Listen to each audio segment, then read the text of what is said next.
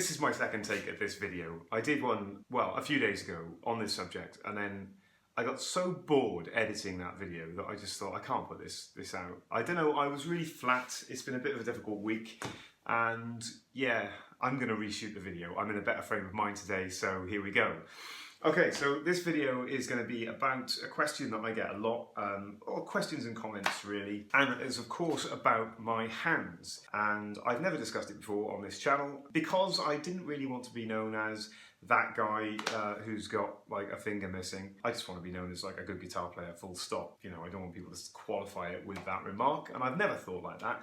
But because it gets brought up a lot, and I thought because, well, obviously there might be other people who have got ailments or something that's impeding their ability to play. There's some sort of physiological issue they've got. So I suppose this video is sort of designed to inform, educate about ways that I've found to get around this. So, things you need to know about playing guitar with three fingers. And just before we jump right in, some of my newer subscribers probably won't have seen this guitar before, probably in any detail, but this is my Vigier Excalibur Ultra. Yeah, one-piece maple neck, matching headstock.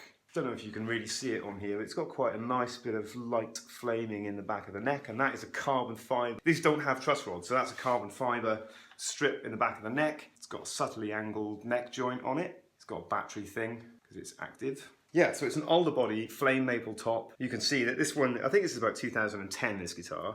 I bought it secondhand, but it's got a bit of, well, basically there was some moisture in this top when it was being finished, and you can see that it's kind of got this, what do you call that, cloudy sort of appearance in the lacquer. I'm told that there's nothing that can be done about that unless I refinish the guitar. But I don't mind, it's kind of an old thing, it looks cool. These come with EMGs as standard. Normally, when you get them, they have an EMG 81 in the neck, an 85 in the bridge, and an SA, which is unusual because normally people put 81s in the bridge, but I think the good people at Vigier realise that the 85 is a much better bridge humbucker for most purposes. It's fatter and more vintage sounding. Yeah, and an SA in the middle. I've changed this though. I've got a 60 in the neck. You can see it's a grey logo. And you can see the logos don't match. That's a new EMG logo there against the old-fashioned EMG logos here. And I've also dropped the middle pickup because I don't like middle pickups getting in the way of my fingers because I use like hybrid picking quite a lot. So I use my little finger a lot on the string, and that was getting in the way, and to be honest with you, I wasn't using it anyway. So all I ever use on this guitar is the neck pickup or bridge pickup. And I've had the tone control taken out of the circuit, so it is just really, it's a super strap, you know, just volume, 2 humbuckers, and that's all I use it as. It's a phenomenal guitar though. I've had a fret job done on this, so this is all stainless steel frets, and these are Dunlop 6100s. I don't know if you can see, but they are massive. They are absolutely huge, so I cannot feel the fingerboard when I'm playing this guitar at all. And it's been partially plecked as well. Yeah, locking machine heads. This has got shallers on it, and it's actually got, some of you might not know, but when I was in Texas, I had Jimmy Vaughan sign the back of the headstock. And this guitar is like the least appropriate guitar you could ask Jimmy Vaughan to sign because it's like carbon fibre and EMGs, and he looked like he'd never seen anything quite like this before, probably hadn't. But still, it's my guitar and I wanted it signed, and Jimmy Vaughan signed it. So, okay, first part of this video then. I'm missing a finger on each hand. The finger that I'm missing is my middle finger on each hand. So my hands look like that. Okay? And there they are from the other side. So they're a bit weird, my hands, you know. And you can actually see from the scars on my hands, I don't know how well you can see that, but that's where the middle finger was. And it's exactly the same on this hand, although you can probably see there's bits of that finger still somewhere in my hand there. Yeah, so those fingers were removed when I was 18 months old by an incredible surgeon, a guy called Mr. Sykes. I would love to track him down actually. Maybe he's not still alive and it was a long time ago. Yeah, so I was 18 months old, and those fingers, my middle finger on each hand was kind of displaced inside my hand, and they were just a bit of a mess, and I think I was struggling with dexterity and things when I was a baby and just getting to that point, and the decision was taken, okay, let's operate, which must have been a really scary thing for my parents because obviously my hands would have been tiny little things like that, but better to have 6 or 8, including thumbs, usable fingers rather than what I had, which was impeding my sort of grip and things like that, I think. Yeah, so I've never really known what it would be like to have more than the number of fingers that I've got. So in that respect, it's not really a drawback. I mean, certainly not a disability, I'm not suggesting that, but it's not even really a drawback because I just don't know what it's like to have more fingers. I wanted to briefly talk about why that is. So I have a condition called ectodermal dysplasia, or ED for short. It's a genetic condition, and actually it's a collection of symptoms that have been kind of lumped into this one name. Symptoms range from physical, I suppose, deformity, you'd say, the displacement of the ectoderm, such as like what I've got. I'm missing toes as well, and I've had dental problems. I didn't have any adult teeth, so I had to have implants and all of that kind of thing at a time when dental implants were brand new. But there are some other really serious ones as well. Sometimes facial characteristics of people with ED are quite distinctive. Brittle hair, that's something that I did have, and most of it's all fallen out now anyway, but my hair as a child was kind of untamable and really weird. Generally quite pale, sensitive to light. I've got a bit of sensitivity to light. And then some other really serious things, like I think it can affect cleft palates, and sometimes people don't have sweat glands, which must be horrendously debilitating. Yeah, there is a society. That society has a website, and I think I will put a link to it in the box underneath this video. It's called the Ectodermal Dysplasia Society, or ED Society. I'll put a link there. If you feel so inclined, take a look at the website. It's, I think it's a UK-based website. I kind of know the people that run it, and I think it's a charity. I don't think they earn anything from what they do, but they certainly devote a lot of time. Now, when I was growing up, there were no resources like that. So, and because the condition is rare, I think it's like 1 in a million people has this condition. You know, my parents, would have been very frightened. I can remember having conversations with doctors and surgeons when they really didn't know the outcomes of the things that we were doing. So that was very frightening as a child. But the advent of this society means that it's brought people together from all over the world. Often it's children and their parents. And it brings them together into the same place. They do things like Christmas parties, which must be fantastic to be able to meet other people with the same umbrella set of conditions as you've got as a child. It's got to make life a lot easier.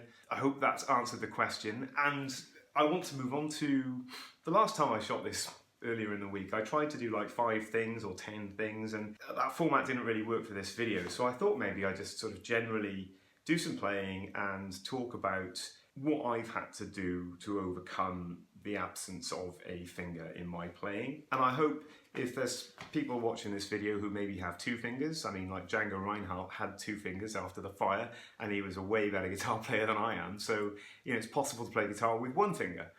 Maybe I'll demo that a bit later in the video. I recently saw a video of a guy missing a hand, and he was using like a hook with a plectrum on it. And in fact, I did a gig with a guy called Max Runham who plays in central London and I think around the UK. And he seems to be missing a hand as well. He had some sort of prosthesis, but he was great.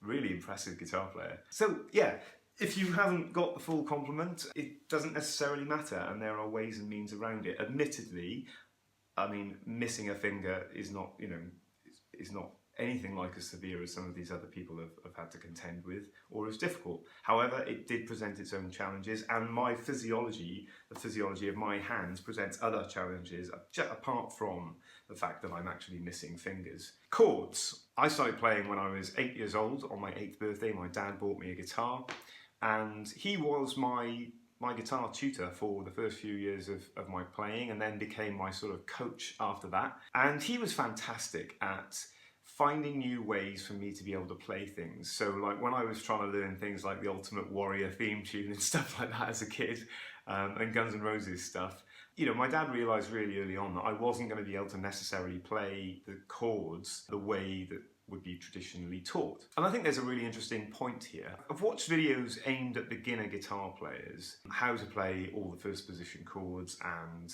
how to play bar chords. And I think whilst they're useful, people can be a little bit over-prescriptive about the way to play a chord. So an example of that would be an open E chord would generally be, that would kind of be an open E chord. I'm in E flat here, by the way. But for me personally, it's much more comfortable to play with the little finger on the lowest note of the chord. So that's a small, simple example, but I think there are instances where beginners, whether they've got they're missing a finger or they've got an extra finger or they've only got 2 fingers, don't necessarily stick too closely to what the accepted wisdom, conventional wisdom is about how to play things like chords. For example, I really struggle with open C, and even now it takes me a long time to get that chord. And that's an unacceptable amount of time as a guitar player playing some live music to take over getting a chord right. So I just, did it a different way. So now I just play, instead of playing the C note there, I play a D. So this is very much like the G shape. So my default C chord is always that chord if it's open C, which doesn't sound that different. But actually that's become, part of my playing. So now when I play a G chord, I still stick with that D note there. Some people would say that's really lazy, but I would say that's what I had to learn in order to be able to make those chords playable. Don't be afraid of reinventing them to fit your hands, to fit your physiology. That's fine. So while we're still on the subject of chords, I've never actually managed to successfully play one of the most basic chords that everyone needs to know, and that is a bar chord. I don't have enough fingers to be able to play a bar chord. So when I'm playing bar chords, I almost always play a 7th chord.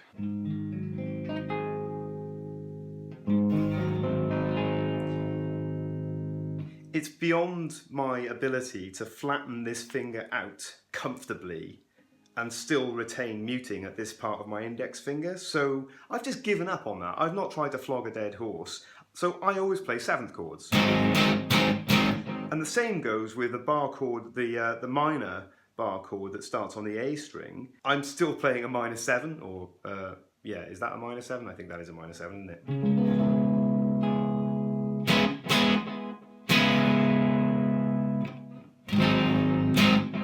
Now, you could look at that one of 2 ways and say, well, that's really limiting. What if you don't want to play a 7th chord? Well, I've just taken the view that that's what I can do, so that's how my playing sounds. And actually, it's kind of cool because a lot of my chord work now does sound like it's slightly jazzy or slightly extended harmony, and a lot of it isn't. It's just guesswork, and it's what I could manage to get my fingers to do. And there's nothing wrong with that. You don't have to play guitar the same way that everyone else plays guitar. In fact, I would say, is it better to be really individual? I like guitar players who have started down a path and they've just kept going.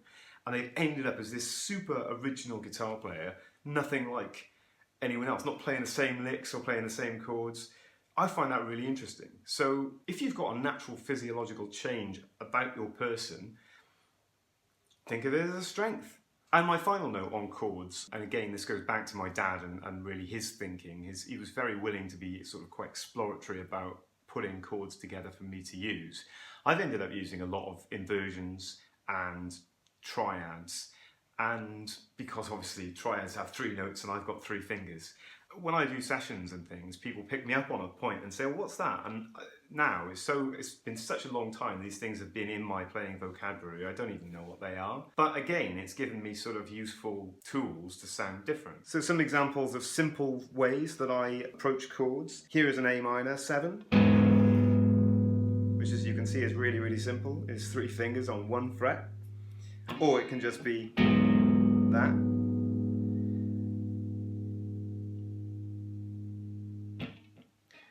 Then things like a major 7.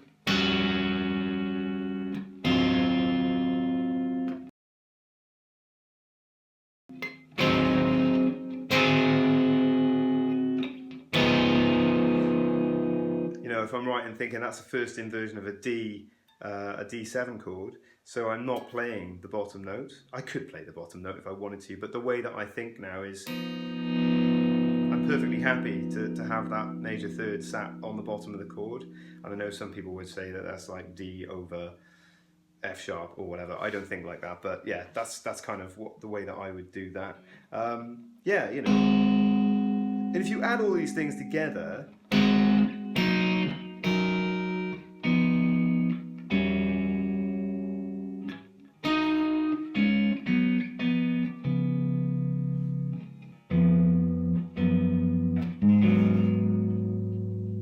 And actually there's an interesting little point there. When you start using inversions of your chords, you kind of might start thinking like a bass player would think. So for example, that's a first inversion of a D7 chord. So you can see I'm really heavily referencing that third by playing it as an octave, which is quite a discordant chord, but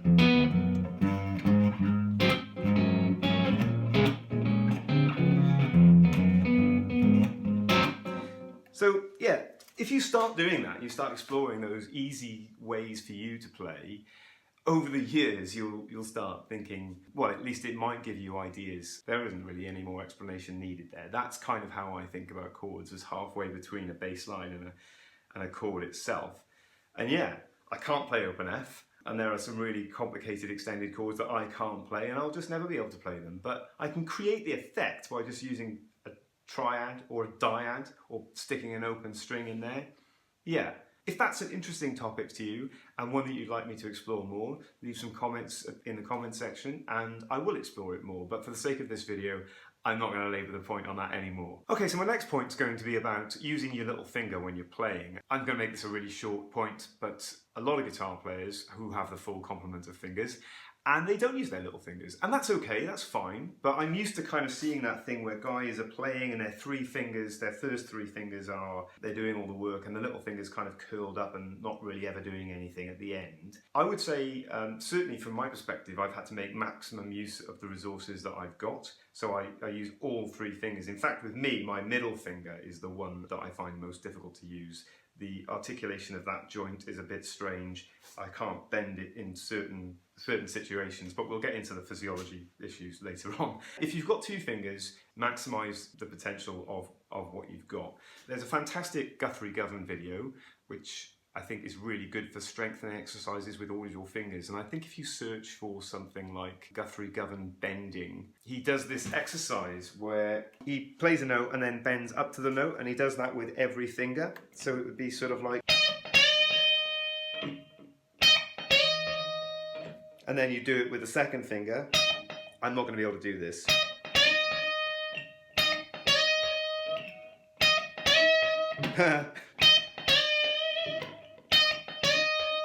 That's the problem with having lots of different guitars. The frets are so big on this, when I pick it up, I bend straight past the note because it's just like bending on glass. I think that's a really good exercise to do, and do it with all of your fingers like Guthrie tells you to do, and get accurate strength, because I think bending is one of the things, if a finger is weak, they won't use it for bending. But I spend all of my time, or a lot of my time,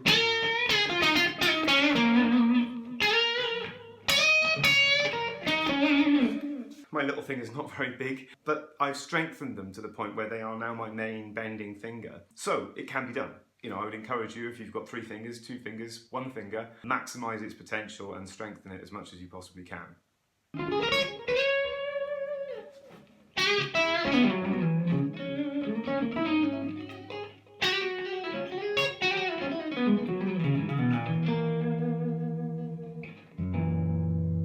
So the next thing that I found, it's a difficult one to define, this is, move the guitar around to fit your physiology and experiment with guitars that are conducive to what you've got. If you've got, reduced number of fingers or some other thing. I think finding ergonomic solutions is hugely helpful. I don't know if it's been talked about a lot, but I'm going to talk about it here. My hands, to give you an example, apart from just having 3 fingers, when my left hand closes, my fingers close inwards. Can you see that? Does that make sense to you? So my fingers splay out quite a lot when my palm is open, but when I close my palm, they all go inwards. My hand is kind of like that kind of shape. Normally, I think when I look at other people's hands, and my right hand is slightly better, but the fingers close down more. My left hand doesn't do that.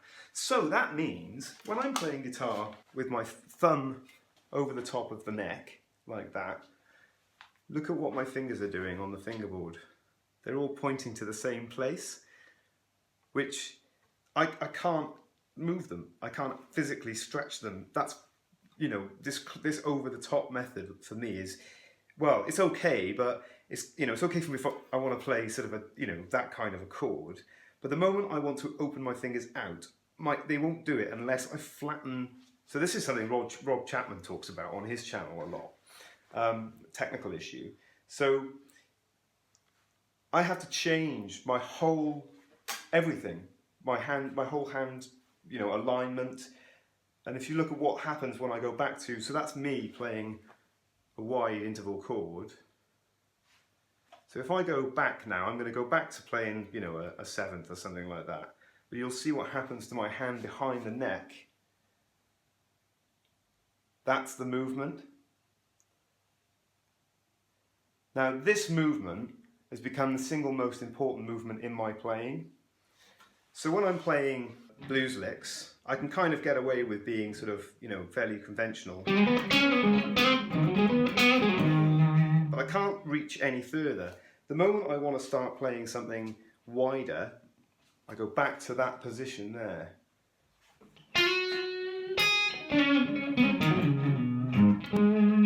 So you can see what's happening to my wrist. This is constantly happening.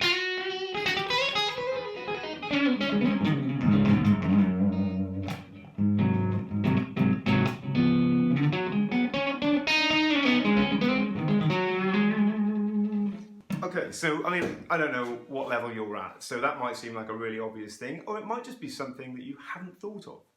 And it's amazing what people don't think of until somebody points it out, because there are certain things that I find it difficult to play purely because I don't have enough fingers. But I can create something of interest by using that as a feature of my playing. So, because I've spent a lot of time with this kind of technique, you can see that here, I mean, I'm able to get something like a 5-6 fret stretch, which is quite a big stretch for somebody with not massive hands. I don't have massive hands. And if you look at, I'm looking at the wrong side of this fucking camera all the time. I don't know why I look there. It's because the red dot's there. The lens is there. Sorry. Yeah, if you look at my left hand, which is obviously my fretting hand, over the years, compared to, I mean, this is both hands at full stretch. You know, you can see I've got like another inch of stretch on my left hand because I've just been working on it and working on it and working on it. And my hands have grown into that shape over the course of 28 years of playing guitar.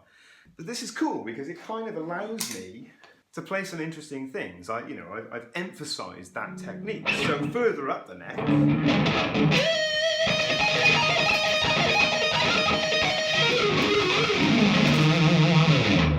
Did you even see what I was playing there?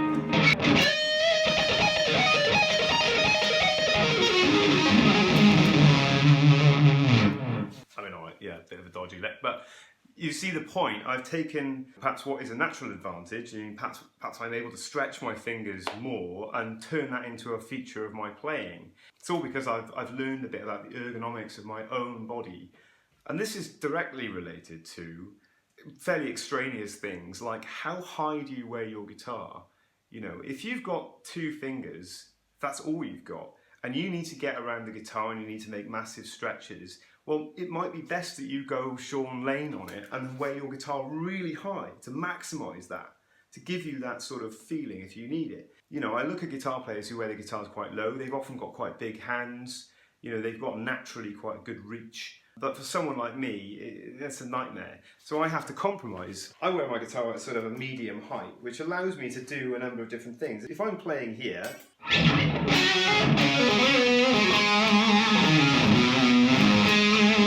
then that's kind of comfortable. The ergonomics of that is quite good for me. But then if I need to start doing stretches, I can move the guitar into different positions. So I do a lot of this when I'm playing like with a band or playing live, particularly when I'm standing up. You know, the guitar gets moved to enable me to play that position.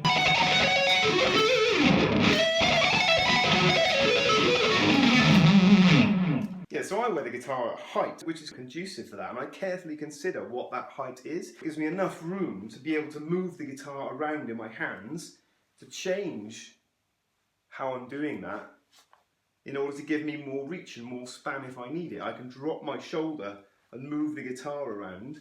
You know, playing guitar is a whole body experience. It's not just what your hands are doing on the fingerboard. Your shoulder can be dropped, you can push your hips forward, you can get the guitar into a position that you want to get it into. These are all really important things, and I don't think they're talked about very much. But when you've got an issue like I've got, you have to start thinking like that. You have to start thinking, well, what else can I do to make my life easier? Can I move the guitar around? How high should I wear it? These things are all become really important. And I don't just randomly buy guitars that I like anymore. I buy them with ergonomic features that I know will allow me to play guitar. Consider the ergonomics of the guitar that you're playing. And one very important issue that I found, the location of the strap buttons either end of the guitar. For me personally, if a guitar hangs too far into me, that is not very conducive to me getting up to the top frets. Because if you notice, my little finger is bending inwards at this point. Now if you look at a picture of Stevie Vai, his hands seem to bend like that. They point up the fingerboard, which means it doesn't matter for him. Like RGs are a waste of time for me because they sit too far in. I need a guitar that sits further out to enable me to get that shape at the top of the fingerboard. So things like SGs, Explorers, Flying Vs, Les Pauls, they're fantastic guitars for me ergonomically because they sit well out in front of you, because this strap button is further in here, which pulls the guitar forwards that way, and there's more wood behind the guitar here, which pushes the guitar that way, which is why a Gibson sits further away from you. Tellys are also quite good. They sit quite a long way forward. So all of those things enable me to play guitar like I can play guitar. It's not like I can pick up anything and play guitar well, or at least I think I can play guitar fairly well. All of these things are hugely, they've taken years to find these things out. So now I can pretty much look at an instrument and think, yeah, it's a good, beautiful instrument, but I'm never going to be able to play that because it's just ergonomically, it doesn't fit me. I've had 4 Ibanezes and I just can't make them work. And that's because I understand my own physiology and what I need out of an instrument. That was a long, very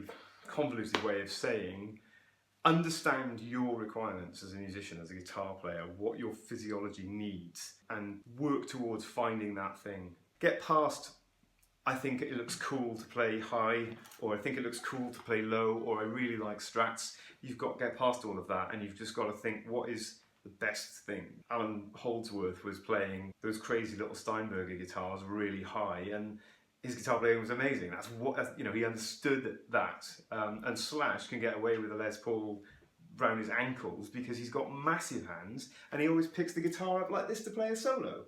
So, these aren't random things that people are doing because it's cool. They're doing it because they understand physiology and their physiology and the ergonomics of how to play a guitar. So I think if you've got something which further complicates the issue for you, like I have, missing a finger, my hands closing in a weird way around the guitar neck, you need to spend time and think and understand that, and that lots of other things might help you along your path of hopefully becoming a better guitar player. And this video is getting a bit long now, so I think I'm going to make this my final point for this video. Don't spend too much time trying to compete with people that don't have the same restrictions or issues that you've got. I spent a lot of time trying to play Alan Holdsworth licks. I spent a lot of time learning Paul Gilbert licks. And whilst I think it's really good to push yourself, my mind at that time was telling me I had to learn those things to be a better guitar player. And that's not the truth. Whilst it was useful to try and learn some Paul Gilbert licks, you can find this on YouTube.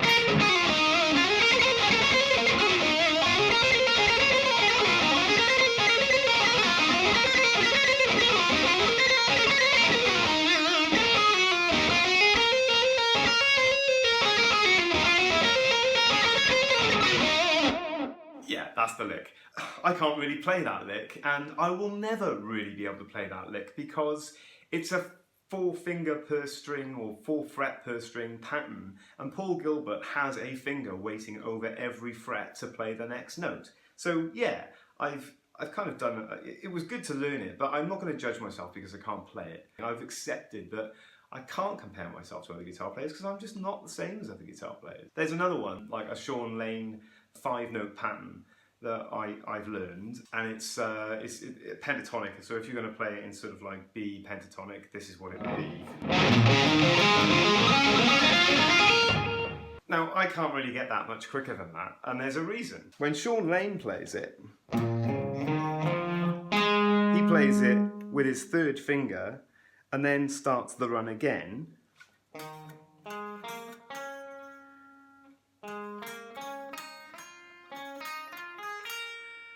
Well, that's not a luxury that I have. I can't, I mean, my finger doesn't want to make that stretch. So I've worked a way to play that lick. So you can hear I'm bending the note a little bit.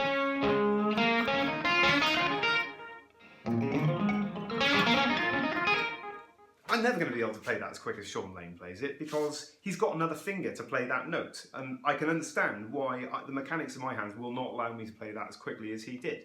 And also, I'm not Sean Lane.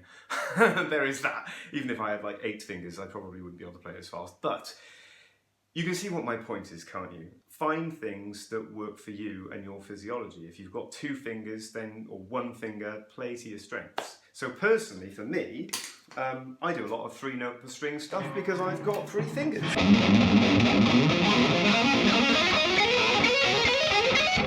Yeah, so like runs like that, I can manage, and that was just, you know, that's just a basic major scale run, but it sounds cool, and I've got 3 fingers, and I can play licks like that on stage. So, what more do you need to know? Yeah, I suppose the message is just listen to your teachers and listen to your peers and everything. Watch YouTube videos, but don't get disheartened because you can't do something. I suppose it doesn't really make any difference whether you've got all your fingers or none of your fingers or a few of your fingers. Maybe that's a good lesson for anyone. But these are a few of the things that I've learned over the course of my time as a guitar player for the last 28 years, playing guitar with 3 fingers.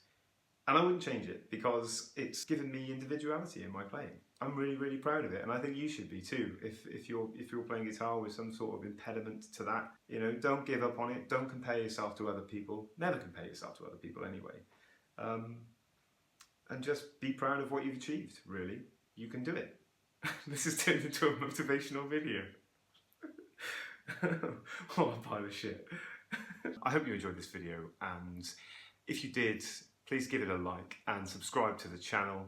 If you've got some things that make you different as a guitar player, physiological things or other things, you know, leave a comment about it, and it all helps.